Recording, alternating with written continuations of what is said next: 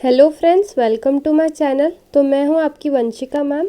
आज से हम स्टार्ट करेंगे एनसीईआरटी सॉल्यूशन सीरीज़ का चैप्टर 6, जिसका नाम है molecular basis of inheritance exercise questions. ठीक है, मतलब हम एनसीईआरटी सॉल्यूशंस को पढ़ेंगे जो कि एनसीईआरटी पेज नंबर 125 पे गिवन है। ठीक है, तो जैसा कि मैं हमेशा बोलती हूँ कि आपको एनसीईआरटी पढ़ने के बाद एक बार एनसीईआरटी क्वेश्चंस भी पढ़ के जाना चाहिए, तो ताकि वो आप आसानी से एग्ज़ाम में आंसर्स लिख सके। ठीक है, तो अब हम आज से इसमें पूरे क्वेश्चन नंबर फर्स्ट से 14 क्वेश्चन तक हम डिस्कस करेंगे। तो ये पार्ट फर्स्ट है। आपको पार्ट सेकंड देखने के लिए आप लिंक देख सकते हैं, डिस्क्रिप्शन बॉक्स में गिवन है। ठीक है, तो अभी मैं बना रही हूँ पार्ट फर्स्ट। इसमें हम डिस्कस करेंगे 1 to 9 क्वेश्चन को, और बाकी के 10 to 14 क्वेश्चन को हम नेक्स्ट पार्ट में डिस्कस करेंगे, क्योंकि वो थोड़े लेंदी है। ठीक है, लास्ट के क्वेश्चंस। चलो ठीक है, तो अब स्टार्ट करते हैं क्वेश्चन नंबर फर्स्ट से। क्वेश्चन फर्स्ट क्या बोल रहा है? Group the following as nitrogenous bases and nucleoside: adenine, cytosine, thymine, guanosine, uracil and cytosine. ठीक है, साइटिडिन, सॉरी यहाँ पे साइटिडिन है और ये है साइटोसिन। ठीक है, तो अब हम बताना है कि नाइट्रोजनस बेसिस कौन कौन से और न्यूक्लियोसाइड्स कौन कौन से। तो जैसा कि हमें पता है, देखिए मैं आपको समझा देती हूँ यहाँ पे साइड में। जैसे ये नाइट्रोजनस बेसिस है। नाइट्रोजनस बेसिस कौन कौन से होते हैं? नाइट्रोजनस बेसिस होते हैं दो टाइप के, एक होते हैं प्यूरिन्स और एक होते हैं पायरिमिडीन्स। ठीक है, पायरिमिडीन्स। अब प्यूरिन्स कौन कौन से होते हैं? प्यूरिन्स होते हैं हमारा एडेनिन और ग्वानिन, और पिरिमिडीन कौन से होते हैं? साइटोसिन और थाइमिन, और आरएनए केस में यूरेसिल होता है। ठीक है, तो ये हमारे होते हैं प्यूरिन्स और पायरिमिडीन्स। अब क्या न्यूक्लियोसाइड? न्यूक्लियोसाइड क्या होता है? न्यूक्लियोसाइड में दो चीज़ें आती है। न्यूक्लियोसाइड कंप्राइज का होता है, एक तो पेंटोस शुगर का होता है, मतलब एक तो पेंटोस शुगर प्रेजेंट होगी। ठीक है, और दूसरा क्या चीज़ प्रेजेंट होगी इसके अंदर? नाइट्रोजनस बेस प्रेजेंट होगा। ठीक है, और अगर इसके साथ साथ नाइट्रोजनस बेस के साथ साथ अगर फॉस्फेट ग्रुप भी है, तो हम उसको न्यूक्लियोसाइड ना बोलते हुए क्या बोलेंगे? फॉस्फेट ग्रुप वाले को क्या बोलेंगे? न्यूक्लियोटाइड बोलेंगे। ठीक है, अब इसको कैसे याद रखें? यहाँ पे साइड में एस आ रहा है। ठीक है, तो यहाँ पे एस फॉर शुगर और एस फॉर साइड, तो इसमें पेंटोस शुगर और नाइट्रोजनस बेस आएंगे। ठीक है, अब यहाँ पे टी आ रहा है और फॉस्फेट। ठीक है, फॉस्फेट के अंदर भी टी आ रहा है और इसमें भी टी आ रहा है, तो टी से आप याद रख सकते हैं कि जिसमें फॉस्फेट ग्रुप प्रेजेंट है वो हो जाएगा हमारा न्यूक्लियोटाइड। ठीक है, और जिसमें फॉस्फेट ग्रुप प्रेजेंट नहीं है, सिर्फ पेंटोस शुगर और नाइट्रोजनस बेस है, वो होगा हमारा न्यूक्लियोसाइड। ठीक है, आई होप आपको क्लियर हो गया होगा। तब हम इसका आंसर पढ़ लेते हैं।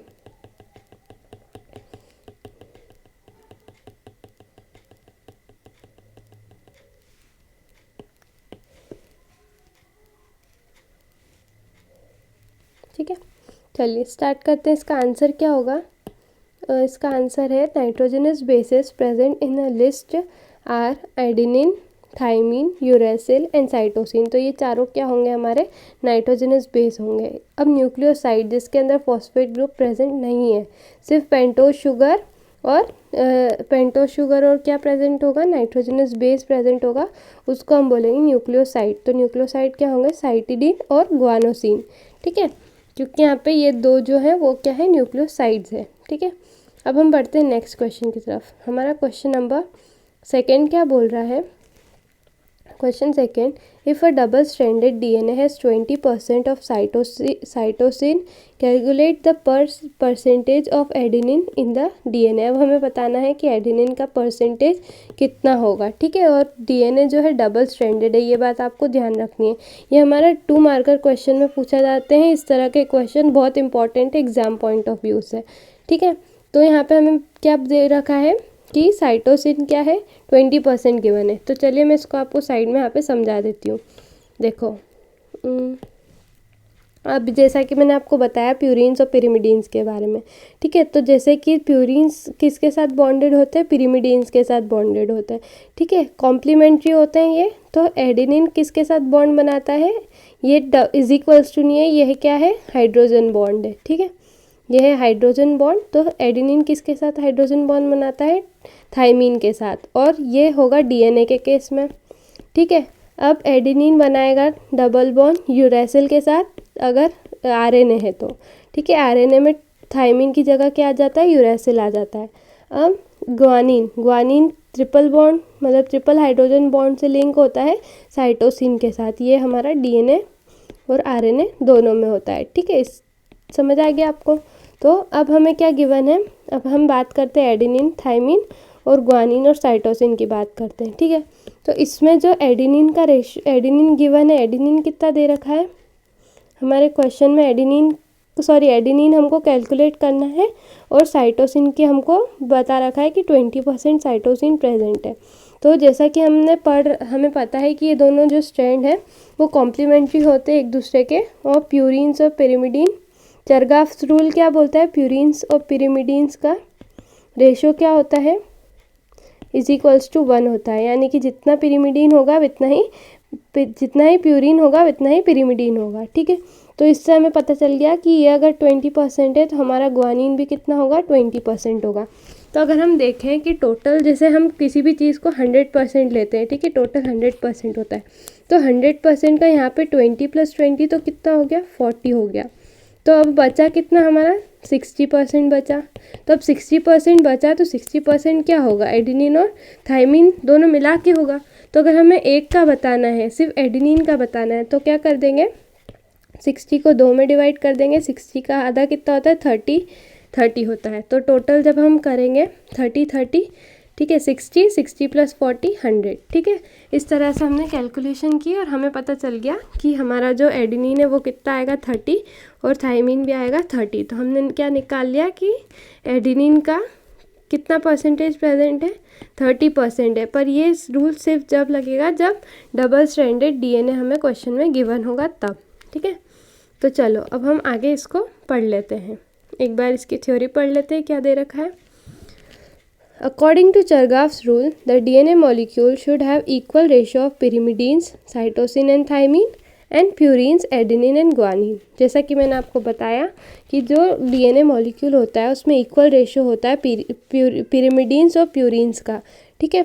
It means the number of adenine molecule is equal to thymine. तो एडेनिन जितने प्रेजेंट होंगे उतने ही थाइमीन भी प्रेजेंट होंगे, ठीक है। And the number of guanine molecule is equal to cytosine, जितने ग्वानिन मॉलिक्यूल होंगे उतने साइटोसिन मॉलिक्यूल प्रेजेंट होंगे, ठीक है। तो इसका में क्या मतलब हो गया कि percentage adenine is equals to percentage thymine and percentage guanine is equals to percentage cytosine. तो अगर एडेनिन का हमें निकालना है तो हमें पता किसका है, साइटोसिन का पता है, साइटोसिन का 20 है तो ग्वानिन का 20 होगा, फिर बचे हुए जो होंगे वो 30% होंगे, तो एडेनिन भी 30 और थाइमीन भी 30। तो इस तरह से हमें पता चल गया कि टोटल हमारा मॉलिक्यूल में एडेनिन मॉलिक्यूल कितना होगा, 30% होगा, ठीक है। ये बाकी की थ्योरी को आप पढ़ लीजिएगा। आई होप आपको समझ आ गया होगा। अब हम बढ़ते हैं क्वेश्चन नंबर 3 की तरफ, ठीक है। क्वेश्चन 3 क्या बोल रहा है, if the sequence of one strand of DNA is written as follows. ये हमारा एक स्ट्रैंड डीएनए मतलब वो दे रखा है, सीक्वेंस दे रखा है एक स्ट्रैंड ऑफ डीएनए का, ठीक है। Write down the sequence of complementary strand 5' to 3' direction, ठीक है। तो अब हमें बोला है कि कॉम्प्लीमेंट्री स्ट्रैंड बताना है इसका, पर उसकी डायरेक्शन क्या होनी चाहिए, 5' to 3' होनी चाहिए।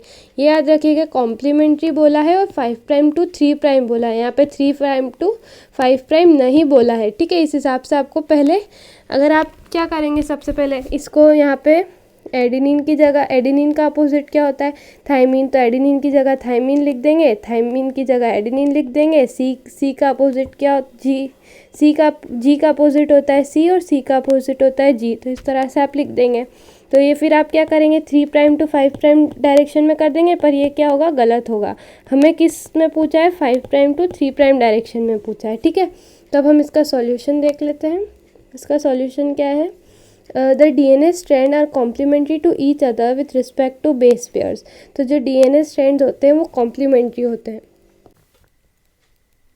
The DNA strands are complementary to each other with respect to base sequence. ठीक है, तो जो डीएनए स्ट्रैंड्स होते हैं वो कॉम्प्लीमेंट्री होते हैं एक दूसरे के। ठीक है, यानी कि अपोजिट होते हैं। ठीक है, बेस सीक्वेंस में मतलब कि अगर यहाँ पे एड इस बेस, ये जैसे कि दो स्ट्रैंड्स है, यहाँ पे जैसे बेस पेयर्स प्रेजेंट है, तो अगर यहाँ पे एडेनिन होगा तो इसके सामने थाइमिन होगा, इधर गुआनिन है तो साइटोसिन होगा, इधर थाइमिन है तो इधर एडेनिन होगा, इधर साइटोसिन है तो इधर गुआनिन होगा। ठीक है, इस तरह से बेस पेयरिंग कॉम्प्लीमेंट्री होती है एक दूसरे के।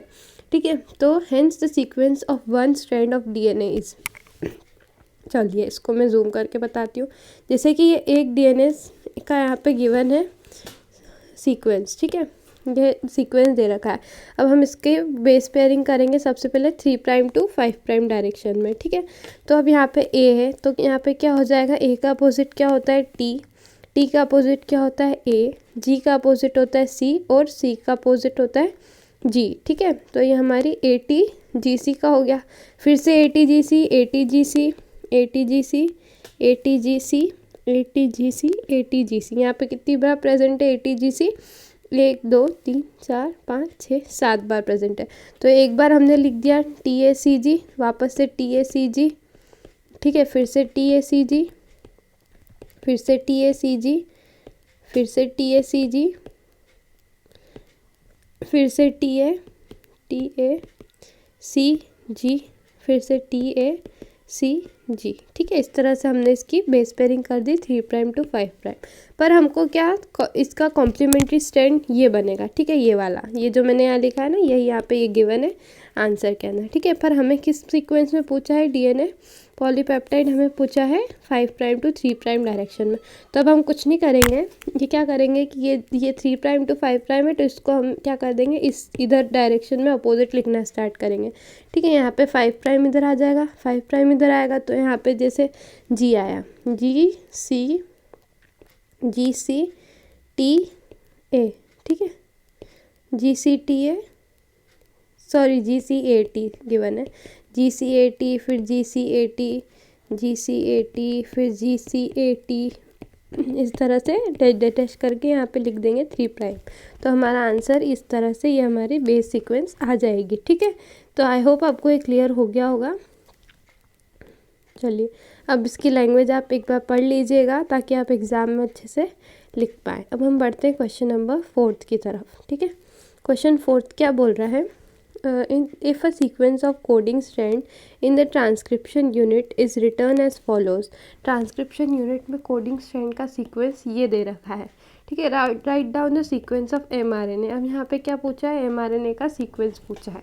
ठीक है, तो अब ये कैसे होगा, देखो सबसे पहले हम क्या करेंगे, 5 प्राइम टू 3 प्राइम हमें ये दे रखा है, ये लिख देंगे ऐसा कैसा, फिर इसका अपोजिट कर देंगे। ठीक है, अपोजिट कैसे करेंगे, अपोजिट करेंगे हम जैसे ए है, ए की जगह टी लिख देंगे, टी की जगह ए लिख देंगे, मतलब अपोजिट कर देंगे, सी का अपोजिट जी का अपोजिट सी, सी का अपोजिट जी। ठीक है, इस तरह से हमने पूरा लिख दिया। अब हमें क्या पूछा है, it is known that sequence of mRNA is same as the coding strand of DNA, hence in RNA thymine is replaced by uracil. हमें पता है कि थाइमिन को रिप्लेस किया जाता है यूरेसिल से। तो अब हम क्या करेंगे कि ये जो दे रखा है, ठीक है, 5 प्राइम टू 3 प्राइम डायरेक्शन दे रखी है, तो इसको mRNA के लिए बताना है। तो हम क्या करेंगे कि यहाँ पे टी ए की जगह यू कर देंगे, मतलब ये वाला जो था ना इसको हम चेंज करेंगे। जैसे इस यहाँ पे टी है तो ए आ जाएगा, ए है तो यू आ जाएगा। ठीक है, यहाँ पे सी है तो जी आ जाएगा, जी सी। ठीक है, इस तरह से ये हम पूरा लिख देंगे। ठीक है, अपोजिट करके, तो ये हमारा यहाँ पे ये आंसर आ जाएगा। ठीक है, अब नेक्स्ट बहुत इम्पॉर्टेंट क्वेश्चन है ये, question number 5।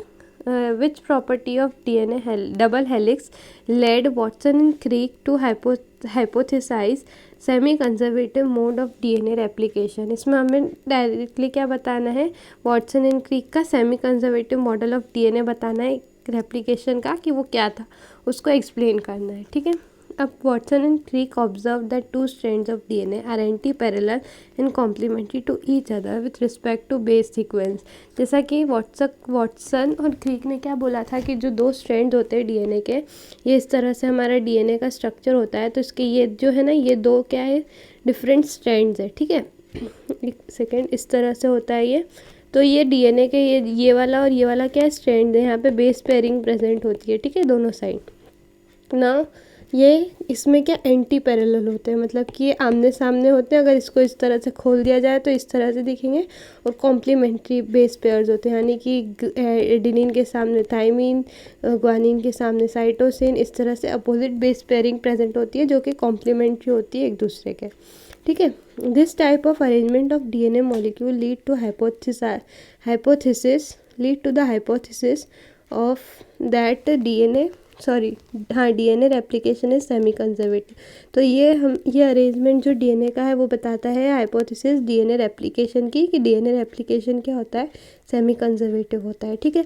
It means that the double stranded DNA molecule separates and then जो डबल स्ट्रैंडेड डीएनए मॉलिक्यूल होता है वो सेपरेट होता है, and then each molecule would have one parental strand and a newly synthesized daughter strand. Since only one parental strand is conserved in both the daughter molecule, it is known as semi-conservative mode of replication. अब इसका मतलब क्या था, देखो ये हमारा था parental strand. इसको मैं आपको डायग्राम की मदद से एक्सप्लेन करती हूँ। ये क्या है, हमारा पेरेंटल स्ट्रैंड है। अच्छे से नहीं बना, एक सेकेंड। ये था हमारा पेरेंटल स्ट्रैंड, ठीक है। अब इसमें हुआ रेप्लिकेशन क्या होता है, रेप्लिकेशन में डीएनए टू डीएनए बनाता है, मतलब डीएनए की मदद से हम नया डॉटर डीएनए बनाते हैं, ठीक है। तो इसमें अगर हुआ रेप्लिकेशन तो ये क्या होगा, ये इस तरह से एक जो होगा, एक स्ट्रैंड तो ऐसा ही रहेगा, तो जो नया बनेगा, नया कौन सा बनेगा, ये डॉटर स्ट्रैंड। ये नया रेप्लिकेशन हुआ तो ये नया स्ट्रैंड बन गया, तो ये क्या बन गया, डॉटर मॉलिक्यूल बन गया, ठीक है। तो ये क्या है, ये है पेरेंट डीएनए, ठीक है, और इसके दो बन गए डॉटर डीएनए, ठीक है। ये है डॉटर डीएनए, ये भी और ये भी, ठीक है। तो यहाँ पे क्या हुआ, इसका जो मतलब वो था रेप्लिकेशन में जो जेनेटिक मटेरियल था वो सेमी कंजर्वेटिव था, ठीक है। कैसे पता चला, देखिए ये रेड कलर से हमने यहाँ पे बनाया था, तो ये रेड इसमें भी आया है और इसमें भी आया है, यानी कि सेमी कंजर्वेटिव दोनों में वो डिवाइड हो गया है। इसीलिए इसको क्या बोला जाता है कि जेनेटिक मटीरियल क्या होता है, सेमी कंजर्व्ड होता है, ठीक है, मतलब कि आगे वाली जनरेशन तक पास होता है, ठीक है, कंजर्व रहता है, इसका ये मतलब है, ठीक है। अब हम बढ़ते हैं नेक्स्ट क्वेश्चन नंबर 6 की तरफ। Depend on the chemical nature of template DNA और RNA and the nature of nucleic acid synthesize from it DNA और RNA, list the type of nucleic acid DNA polymerase. इसका मतलब, इस question क्या बोल रहा है कि जब हम केमिकल नेचर देखें डीएनए और आरएनए का, और नेचर देखें न्यूक्लिक एसिड सिंथेसाइज का, तो जो कितने टाइप के हम न्यूक्लिक एसिड पॉलीमरेज बता सकते हैं, मतलब कि पॉलीमरेज क्या, कि जो मतलब जिसकी मदद से क्या बनता है, ठीक है। तो दो टाइप के न्यूक्लिक एसिड पॉलीमरेज होते हैं। एक होता है डीएनए डिपेंडेंट डीएनए पॉलीमरेज और एक होता है डीएनए डिपेंडेंट आरएनए पॉलीमरेज। मतलब डीएनए पर डिपेंड होकर अगर डीएनए ही बन रहा है, डीएनए पॉलीमरेज मतलब डीएनए का बनना, ठीक है, किसकी मदद से, दूसरे डीएनए से, तो इसे हम बोलेंगे डीएनए डिपेंडेंट डीएनए पॉलीमरेज। अब डीएनए डिपेंडेंट आरएनए पॉलीमरेज क्या होगा, डीएनए पर डिपेंड होकर एक नया आरएनए बन रहा है, तो उसके हम बोलेंगे आरएनए पॉलीमरेज, क्योंकि यहाँ पे आरएनए बन रहा है डीएनए की मदद से, ठीक है। The DNA dependent DNA polymerase use a DNA template for synthesising a new strand of DNA, whereas DNA dependent RNA polymerase use a DNA template strand for synthesizing RNA। अब हम बढ़ते हैं नेक्स्ट क्वेश्चन नंबर 7 की तरफ। बहुत important question है ये, इसे अच्छे से पढ़िएगा। How did Hershey and chase differentiate between DNA and protein in their experiment while proving that DNA is a genetic material. Hershey and chase ने क्या प्रूफ किया था कि डीएनए एक जेनेटिक मटेरियल है। उन्होंने क्या किया था, एक एक्सपेरिमेंट किया था जिसमें उसने डीएनए और प्रोटीन का एक्सपेरिमेंट किया था, दोनों को डिफ्रेंशिएट किया था, ठीक है, और प्रूव किया था कि डीएनए एक जेनेटिक मटीरियल है। इसका आंसर क्या है, Hershey and Chase worked with bacteriophage and Escherichia coli to prove that DNA is a genetic material. Hershey and Chase ने बैक्टीरियोफेज और ई कोलाई पे क्या किया था, एक्सपेरिमेंट किया था, तो उन्होंने क्या प्रूव किया था, डीएनए एक जेनेटिक मटेरियल है, ठीक है। They used different radio active isotopes to label DNA and protein coat of bacteriophage. इन्होंने क्या किया था, 2 डिफरेंट रेडियो एक्टिव आइसोटोप्स लिए थे ताकि वो लेबल कर सके, मतलब उन्होंने लेबल किया था डीएनए और प्रोटीन कोड को बैक्टीरियोफेज पे, ठीक है। They grow some bacteriophages on a medium containing radio active phosphorus. तो उन्होंने क्या किया था कि उन्होंने बैक्टीरियोफेजेस को ऐसे मीडियम में ग्रो किया था जिसके अंदर radio active phosphorus 32P present है, ठीक है, टू आइडेंटिफाई डीएनए को आइडेंटिफाई करने के लिए, ठीक है। Some on a medium containing radio active sulphur. जो आधे दूसरे बैक्टीरियोफेज थे उन्होंने उनको काय पे किस मीडियम में रखा था, medium containing radio active sulphur, ऐसे मीडियम जिसके अंदर 35S रेडियो एक्टिव सल्फर है। तो वो काय के लिए किया था, प्रोटीन को आइडेंटिफाई करने के लिए। फॉस्फोरस का यूज़ काय के लिए किया था, डीएनए को आइडेंटिफाई करने के लिए, और सल्फर का यूज़ किया था प्रोटीन को आइडेंटिफाई करने के लिए। Then these radioactive labeled phages were allowed to infect E. coli bacteria. फिर ये जो इन्फेक्टेड मतलब रेडियो एक्टिव लेबल्ड फेजेस थे, बैक्टीरियोफेजेस थे, इन्होंने इनको कहाँ छोड़ दिया, ई कोलाई बैक्टीरिया के पास छोड़ दिया ताकि वो इन्फेक्ट कर सके, यानी कि ई कोलाई में इन्फेक्शन कॉज कर सके, ठीक है।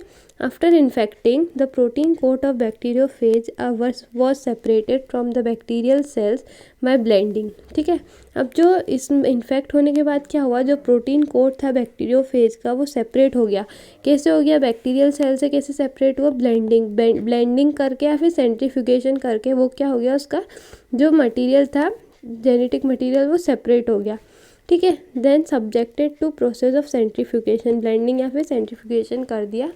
Since the protein coat was lighter, protein coat हल्का था, it was found to be the supernatant, मतलब वो सुपरनेटेंट यानी कि ऊपर ऊपर हो गया, और जो इन्फेक्टेड बैक्टीरिया था वो सेटल हो गया बॉटम पे two of the centrifugation tube. जो सेंट्रीफ्यूगेशन ट्यूब थी उसमें नीचे नीचे क्या बच गया, हमारा इन्फेक्टेड बैक्टीरिया बच गया, और ऊपर जो था वो प्रोटीन कोट आ गया, ठीक है। Hence it prove that DNA is a genetic material. इससे क्या प्रूफ हो गया, डीएनए जो है वो जेनेटिक मटेरियल है, as it was transferred from virus to bacteria, क्योंकि ये वायरस था, मतलब वायरस से बैक्टीरिया में प्रेजेंट हो गया। बैक्टीरियोफेज क्या था, हमारा वायरस था, और एस्चेरिशिया कोलाई क्या है, बैक्टीरिया है, तो वायरस से बैक्टीरिया में क्या ट्रांसफ़र हुआ, डीएनए ट्रांसफ़र हो गया, ठीक है। तो हमें पता चल गया डीएनए जो है वो जेनेटिक मटेरियल है जो कि ट्रांसफ़र होता है एक इंडिविजुअल, मतलब एक ऑर्गेनिज्म से दूसरे ऑर्गेनिज्म में, ठीक है ना। अब हम इसका डायग्राम देख लेते हैं। ये हमारा एनसीईआरटी का फिगर ही है, ठीक है। ये हमारे थे बैक्टीरियोफेजेस 2, ठीक है। एक को हमने रेडियो एक्टिव प्रोटीन, मतलब एक को हमने रेडियो एक्टिव सल्फर में मतलब डाला, ठीक है, और एक को हमने रेडियो एक्टिव फॉस्फोरस में डाला, ठीक है। इसमें हमने लेबल किया प्रोटीन कैप्सूल को, और इसमें हमने लेबल किया डीएनए को, ठीक है। तो यहाँ पे फिर इसको क्या इन्फेक्शन, मतलब ये जो थे बैक्टीरियोफेजेस, इन्होंने किसको मतलब एस्चेरिशिया कोलाई जो था बैक्टीरिया उसमें इन्फेक्ट किया, ठीक है। तो इन्फेक्शन के कारण इनका जो जेनेटिक मटेरियल था वो अंदर आ गया, दोनों चारों का, ठीक है। तो यहाँ पे फिर सेंट्रीफ्यूगेशन किया तो जो जेनेटिक मटेरियल हो गया वो सेपरेट हो गया, मतलब अलग अलग हो गया, ठीक है। No radioactive sulphur detected in the cell, radioactive sulphur phosphorus detected in the cell, इसके अंदर हमें डिटेक्ट हो गया। तो यहाँ पे हमें पता चल गया कि यहाँ पे डीएनए प्रेजेंट है, ठीक है। अब यहाँ पे रेडियो एक्टिव सल्फर डिटेक्टेड इन सुपरनेटेंट यानी कि ऊपर ऊपर रेडियो एक्टिव सल्फर हमें मिला, और no radioactive detected in the supernatant, ठीक है। तो यहाँ पे हमारा एक्सपेरिमेंट ख़त्म हो गया। आई होप आपको समझ आ गया होगा। अब हम बढ़ते हैं आगे क्या क्वेश्चन क्या बोल रहा है। क्वेश्चन नंबर 8 में हमें डिफ्रेंशिएट करना है रिपीटेटिव डीएनए को सैटेलाइट डीएनए से, एमआरएनए को टीआरएनए से, और टेम्पलेट स्ट्रैंड को कोडिंग स्ट्रैंड से। अब हम पढ़ते हैं क्वेश्चन नंबर ए, ठीक है। रिपीटेटिव डीएनए किस तरह से अलग है सैटेलाइट डीएनए से। तो रिपीटेटिव डीएनए और DNA sequence that contain small segments which are repeated many times. अब जो ऐसा रिपीटेटिव डीएनए नाम से ही पता चल रहा है जिसमें जो डीएनए के सीक्वेंस है वो अगर रिपीट हो रहे हैं और उसमें छोटे छोटे सेगमेंट्स प्रेजेंट हैं तो उसे हम बोलेंगे, छोटे छोटे सेगमेंट बार बार रिपीट हो रहे हैं, ठीक है, तो उसे हम बोलेंगे रिपीटेटिव डीएनए, ठीक है। जैसे GCAT GCAT GCAT, इस तरह से बार बार GCAT होता है ना, तो ये क्या हो रहा है, रिपीट हो रहा है डीएनए के सीक्वेंस, ठीक है। तो इससे हम बोलेंगे रिपीटेटिव डीएनए है। अब सैटेलाइट डीएनए क्या होता है, satellite DNA are DNA sequence that contain highly repetitive DNA, मतलब कि ये होते हैं रिपीटेटिव डीएनए ही है, पर यहाँ पे बहुत ज़्यादा रिपीटेटिव डीएनए प्रेजेंट होते हैं, मतलब बहुत लंबी चेन होती है रिपीटेशन की, तो उससे हम बोलते हैं सैटेलाइट डीएनए, ठीक है। होता ये भी रिपीटेटिव डीएनए है, पर ये इसमें ज़्यादा रिपीटेटिव डीएनए होने की वजह से इसको सैटेलाइट डीएनए बोला है, और इसमें स्मॉल सेगमेंट्स में रिपीट होते हैं, ठीक है, डीएनए सीक्वेंस। अब नेक्स्ट एमआरएनए। एमआरएनए क्या होता है, मैसेंजर आरएनए और टीआरएनए यानी कि ट्रांसफर आरएनए, ठीक है। एमआरएनए और messenger RNA act as template for the process of transcription. ये क्या टेम्पलेट स्ट्रैंड की तरह काम करता है ट्रांसक्रिप्शन की प्रोसेस में। ट्रांसक्रिप्शन क्या होती है, जब हम डीएनए से आरएनए बनाते हैं तो उससे हम क्या बोलते हैं, ट्रांसक्रिप्शन बोलते हैं, ठीक है। तो now transfer RNA. Transfer RNA act as a adapter molecule that is a carrier of specific amino acid to mRNA for the synthesis of polypeptide। तो ये क्या होता है, ट्रांसफर आरएनए एक अडेप्टर मॉलिक्यूल की तरह काम करता है, क्योंकि ये जो है ना अमीनो एसिड को कैरी करता है एमआरएनए तक for the synthesis of polypeptide, ताकि पॉलीपेप्टाइड का सिंथेसिस हो सके, ठीक है। नाउ नेक्स्ट डिफरेंस हम पढ़ते हैं टेम्पलेट स्ट्रैंड। ओके, एक डिफरेंस और बचा है हमारा। एमआरएनए क्या होता है, एक लीनियर मॉलिक्यूल होता है, और टीआरएनए क्या होता है, एक लोअर लीफ शेप्ड का होता है। Now next template strand and coding strand, ठीक है। Template strand of DNA act as a template की तरह काम करेगा for the synthesis of mRNA during transcription. तो ये यहाँ पे टेम्पलेट स्ट्रैंड में क्या होता है, एमआरएनए का सिंथेसिस होता है ट्रांसक्रिप्शन की प्रोसेस के दौरान। अब कोडिंग स्ट्रैंड क्या होता है, coding strand is a sequence of DNA that has the same base sequence as that of mRNA except thymine that is replaced by uracil। अब कोडिंग स्ट्रैंड में क्या होता है, सीक्वेंस होते हैं डीएनए के जो कि सेम बेस पेयरिंग प्रेजेंट होती है sequence as that of mRNA, बस इसमें एक डिफरेंस होता है कि थायमिन की जगह यूरेसिल आ जाता है एमआरएनए में, ठीक है ना। ये टेम्पलेट स्ट्रैंड क्या होता है, it runs from 3' to 5' direction, और कोडिंग स्ट्रैंड कहाँ से रन होता है, 5' to 3' डायरेक्शन। ये आपको याद रखने हैं ये सारे पॉइंट्स, ठीक है। और इससे सेम टू सेम इसी तरह से आप याद कर लीजिएगा। ये पीडीएफ का लिंक मैं डिस्क्रिप्शन बॉक्स में प्रोवाइड कर दूँगी, वहाँ जाके आप एक बार पढ़ सकते हैं, ठीक है ना। हमारे आज की वीडियो का लास्ट क्वेश्चन नंबर 9। अब क्वेश्चन नंबर 9 क्या बोल रहा है, list 2 essential role of ribosome during translation. Translation के प्रोसेस में जो राइबोसोम का रोल है वो बताना है। The important functions of ribosome during translation are as follows. अब राइबोसोम क्या करता है, ribosome act as a site where protein synthesis takes place. ये हम बचपन से पढ़ते आ रहे हैं कि प्रोटीन सिंथेसिस का होता है, राइबोसोम के अंदर होता है, फ्रॉम इंडिविजुअल अमीनो एसिड, ठीक है। It is made up of 2 सब यूनिट्स, इसकी 2 सब यूनिट्स होती है।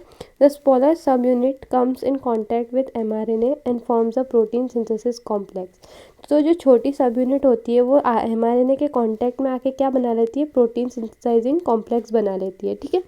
और जो लार्ज सब यूनिट होती है वो act as amino acid binding site. जो बड़ी वाली जो होती है सब यूनिट वो क्या करती है, अमीनो एसिड बाइंडिंग साइट की तरह एक्ट करती है, ठीक है। Now ribosome act as a catalyst for forming peptide bond, ठीक है। ये क्या होता है, राइबोसोम एक्ट करता है एज अ कैटलिस्ट की तरह एक्ट करता है ताकि पेप्टाइड बॉन्ड बना पाए, ठीक है। For example 23S RNA in bacteria act as ribozyme, ठीक है। जो 23S RNA होता है RNA होता है बैक्टीरिया के अंदर, वो राइजोजाइम की तरह एक्ट करता है, ठीक है, जो कि एक तरह का कैटलिस्ट है, ठीक है।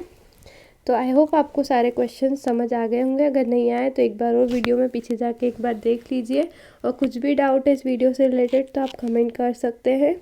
ओके, तो इसका पार्ट 2 बहुत ही जल्द आएगा। तब तक के लिए टाटा, सी यू, ओके, थैंक यू। अगर ये वीडियो अच्छा लगा तो सब्सक्राइब कर दीजिए, लाइक कर दीजिए।